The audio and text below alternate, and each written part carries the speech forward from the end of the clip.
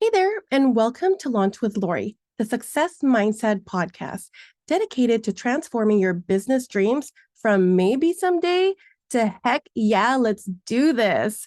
I'm Lori, your host and guide on this journey towards achievement and growth. In today's episode, we are going to explore and discover how your attitude fits into the results you're getting.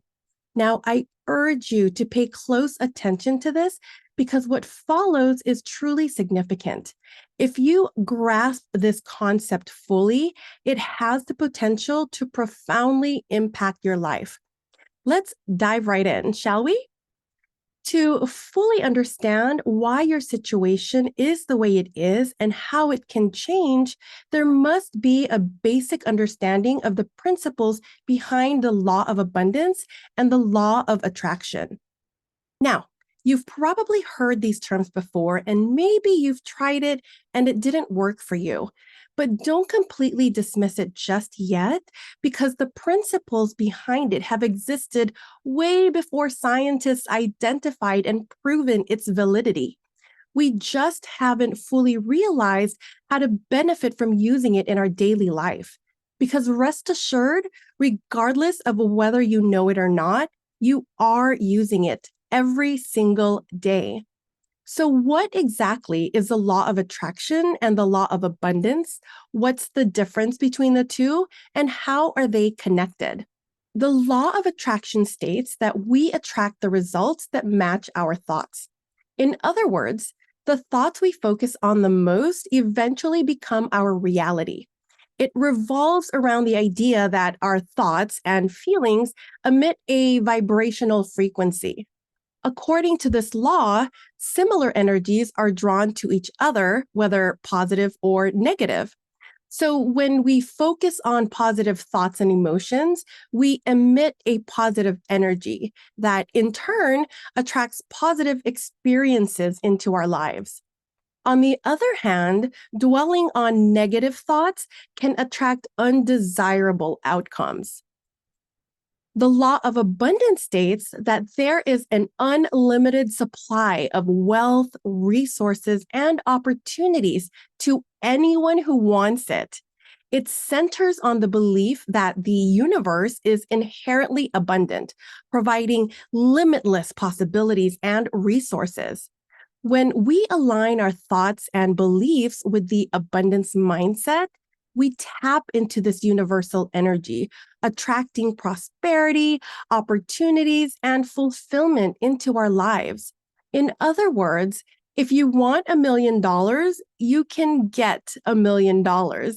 While the law of attraction is centered around the idea that like attracts like, drawing positive or negative experiences based on one's thoughts and beliefs, the law of abundance amplifies this principle. In essence, the law of abundance serves as the fertile ground on which the seeds of your thoughts, as guided by the law of attraction, can flourish. It's not just about attracting what you want, it's about tapping into the boundless abundance that surrounds us.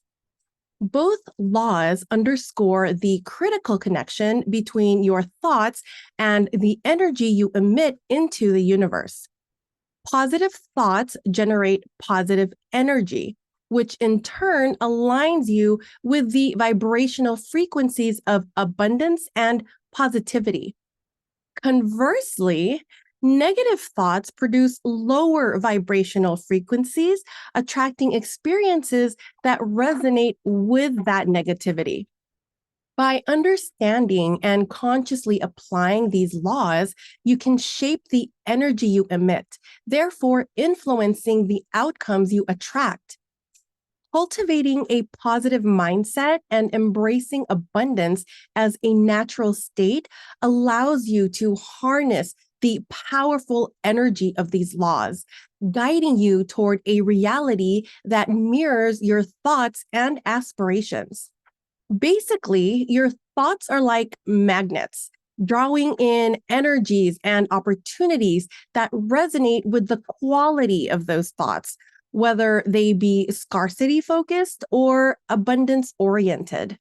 Now, imagine if you can really tap into these energies so that you can use it to your advantage. And this is how. It all boils down to your thoughts. Everything begins with a thought. Your thoughts control your feelings. Your feelings drive your actions, which then affects your results. Therefore, your thoughts are what determines your results when your thoughts are acted upon. Once you understand this, you will know exactly why you've gotten the results you have, and you can predict the results you will get by applying intention. Remember, your thoughts control your feelings, and your feelings drive your actions. Your actions determine your results. Now, let's break down each of these components: your thoughts, feelings, actions, and results, and how they are connected. Your thoughts are controlled by you. It is independent, which means it is free from outside control, which means it can be changed with no other obstacles other than you. Thoughts are also interchangeable with beliefs. Now, some may argue that the beliefs they hold are facts because they've believed it for so long and no one has ever contradicted its validity, so it has to be true. You see, sometimes knowing the difference between a fact and a belief can be challenging because the line between them often appears blurred. So, what precisely sets a fact apart from a belief? Well, a belief is a conviction or acceptance that something is true, even in the absence of concrete evidence or proof. Beliefs can be formed through personal experiences, cultural influences, upbringing, or faith, and they often shape an individual's perspective, values, and decisions. Beliefs are subjective and may vary among individuals and cultures. A fact, on the other hand, is objective. It's measurable, verifiable, and universally accepted as true. A fact is neutral. It has no meaning whatsoever until you apply a thought to it. Say, for example, you have $25,000 in your bank account. That's a fact. It's measurable. It's a number, plain and simple. Now, when you think, that's a lot of money, that's an opinion, a thought, a belief that $25,000 is a lot of money, because some people may argue that $25,000 is not a lot of money while others think it is. So the fact is, you have $25,000 in your bank account. It becomes a belief when you give meaning to it, thinking that it's either a lot of money or not enough. Now, I'm not going to argue what you should and should not believe or whether or not it's true. However, I will argue that your thoughts and beliefs should always serve you. So I want you to ask yourself, does this thought serve me? Does this belief serve me? If your answer is yes, by all means, keep that belief. But if it doesn't serve you, then it's time to start thinking and believing something else. Now, how do your thoughts tie into your feelings that affect your actions and results? Your thoughts control your feelings. Your feelings are dependent to your thought. You cannot have a feeling or emotion unless there is a thought behind it. And depending on what that thought is, it will determine what you feel. In other words, you can't think, this is the saddest day of my life, and have a corresponding feeling of absolute joy.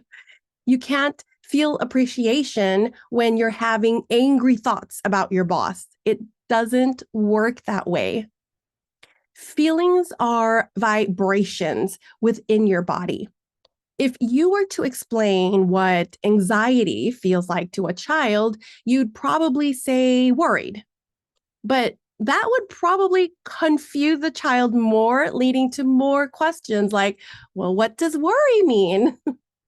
So if you want a child to understand, you'll explain the physical aspect of it. Basically, when you feel anxiety, it's when your heart is beating really fast and you feel like you can't breathe. Now, try explaining what excitement feels like. Basically, your heart is beating really fast and you feel like you can't breathe. Your body has the same physical reaction to anxiety as it does excitement. But as soon as your mind tries to label that feeling, you exert a different kind of energy. Your feelings will always be a result of what you're thinking. And the only way to control your feelings is to change the thing it is dependent upon, your thoughts. Let's examine, shall we? So when you start to feel your heart beating really fast and you feel like you can't breathe and you associate that feeling with thoughts of anxiety, what actions do you suppose you'll take? When I'm feeling quote unquote anxious, I can't think straight. And when I can't think straight, it's really hard for me to focus and do anything productive or anything for that matter. Now let's flip the switch. When you start to feel your heart beating really fast and you feel like you can't breathe and you associate that feeling with thoughts of excitement, what do you suppose you do then? Think about it. Your feelings inspire the actions you take. I say inspired because you can choose to take action. You can choose to take a type of action, or you can choose not to take any action, the act of doing nothing. Your feelings do not control your actions. They serve only as an inspiration, a fuel to take action. That is why actions like your thoughts are independent because it's free from outside control. You can choose to smile even though you're feeling angry. You can choose to work even though you're feeling sick. Now, there are 3 types of actions. The first is non-effort, which is the act of doing nothing. The second is intentional effort, taking action because you want to, because it feels good. And then there's reaction, which for the most part is a knee-jerk response to a feeling.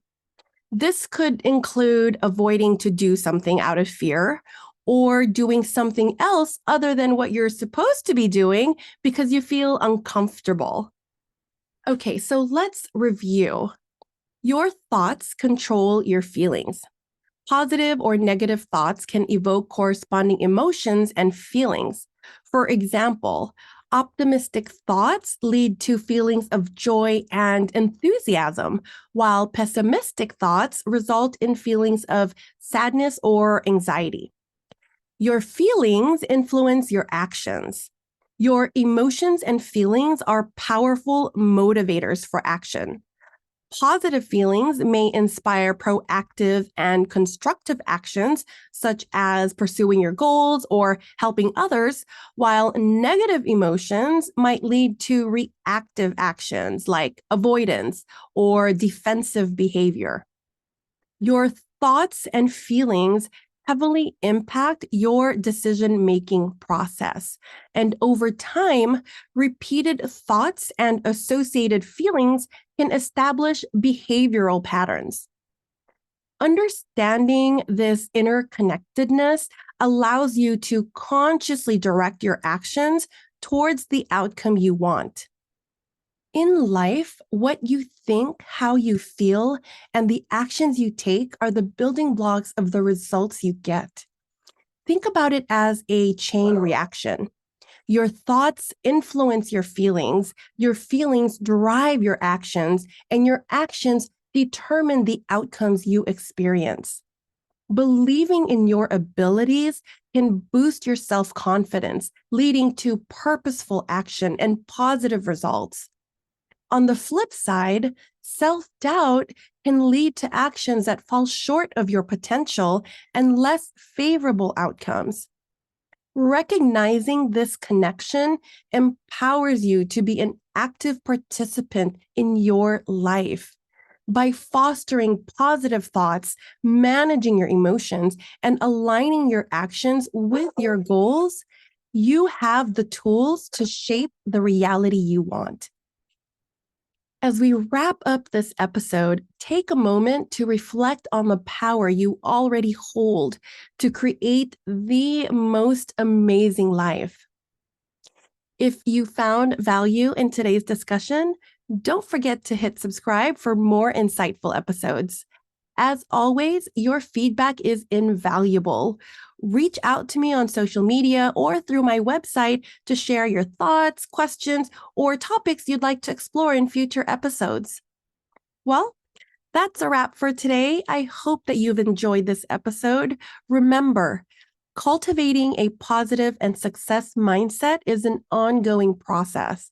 So stay consistent, stay intentional, and keep chasing after those dreams.